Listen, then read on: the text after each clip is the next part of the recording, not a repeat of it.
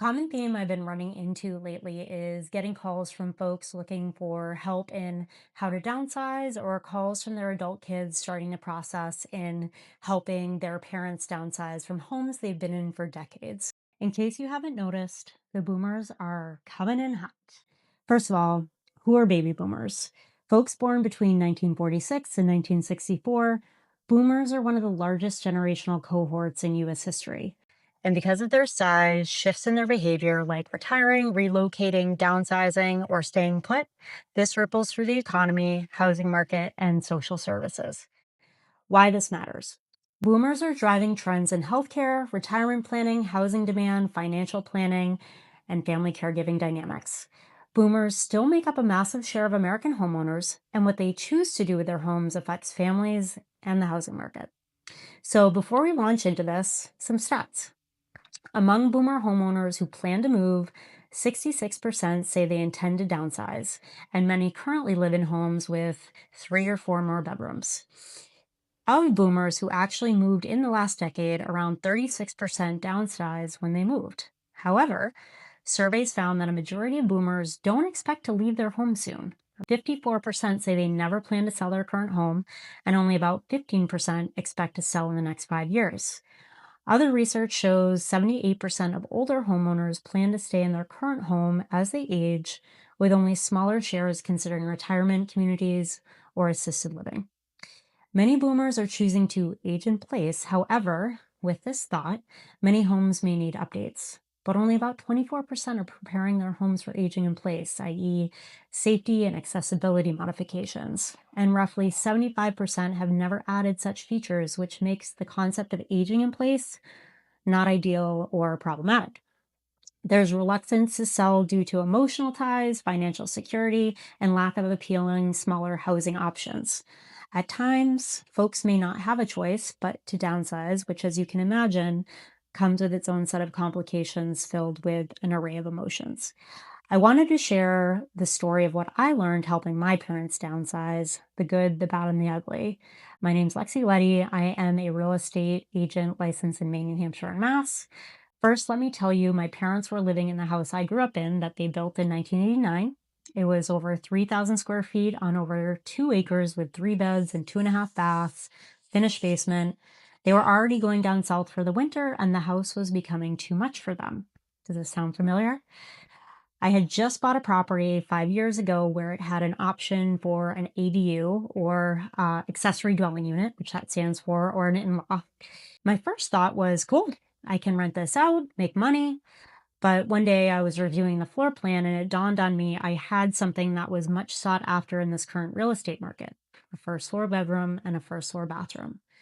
A light bulb went off. And I didn't think my parents would ever go for it. I know they had been talking about selling and buying for years without any movement on their end towards that goal. So my parents were in their late 60s and early 70s at this time. And I remember calling my mom and saying, no pressure, but you guys aren't getting any younger. And when it comes time for you to be taken to appointments, etc., I'm going to be on the hook. My brother lives far away, so he's not in the area. And I didn't want to drive an hour every which way to help them. I know that sounds selfish, but I said, what are your thoughts on selling the house and coming to live with me? Never thought they would go for it, but they actually agreed. So when the time came to start strategizing, I actually told them I would refer them a different real estate agent because that's how little I wanted to do this. But they denied that option. So I walked in all confident, starting to strategize. I'm a real estate broker. I help people move all the time, and I went in gusto and I said, you need to get a dumpster. Oh, Lexi will never fill a dumpster. Guess who filled a 30-year dumpster? Get a dumpster. I had a plan, I had my color coded notes, and a very bold belief that we would start with the basement. We did not start with the basement. The basement stared back at us and said, absolutely not. What I didn't realize was that downsizing a home someone has lived in for decades isn't really about the house. It's about the memories, identity, and opening drawers that haven't been opened since 1999. Lesson one: it's never just stuff. Every item had a story. A chair wasn't just a chair, it was the chair your dad sat in every night. A box labeled miscellaneous turned out to be very specific memories from 1987. Pro tip, never say we can just toss this. Lesson 2, start smaller than you think. We started with towels that no longer towel, kitchen gadgets with one purpose, and enough rubber bands to supply an office. Lesson number 3, the timeline is a suggestion. Some days we made progress, some days we reorganized the same drawers 3 times, and we needed snacks. Understand that having the start of a conversation means that the start of the rest of the process may be months, if not years after. They are going to be ready when they are ready. Imagine if someone came to you and said, okay, time to start packing your stuff to move tomorrow. You would say, no way. It doesn't work like that. They're going to be ready when they're ready. You just need to be patient. Lesson number 4, not sure yet is a legitimate category.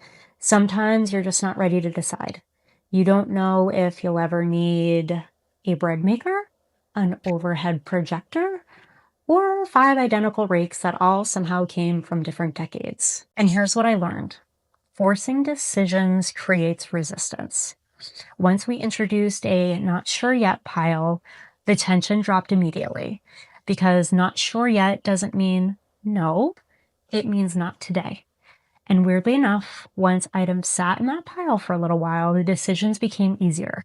Things people weren't ready to part with on Monday suddenly felt less important by Friday. Giving people time gives them control, and control makes downsizing possible.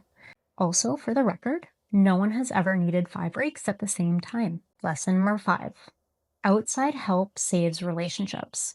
This was a big one for me. At some point during the process, I realized I had stopped being the helpful daughter and had become the person touching things. And once you become the person touching things, everything you do feels suspicious. Outside help changes the dynamic completely. A neutral third party means fewer emotional reactions, less second guessing, and no one arguing about whether that random cord definitely goes to something important. Bringing in help didn't mean we failed. It meant we wanted to stay on good terms after the move, especially when they were coming to move with me. Because downsizing is hard, but it shouldn't cost you family relationships. Lesson number 6, downsizing is a relief. Here's what surprised me the most. Once the decisions were made, the house felt lighter. Rooms felt bigger, surfaces stayed clear, and suddenly there was space to breathe again.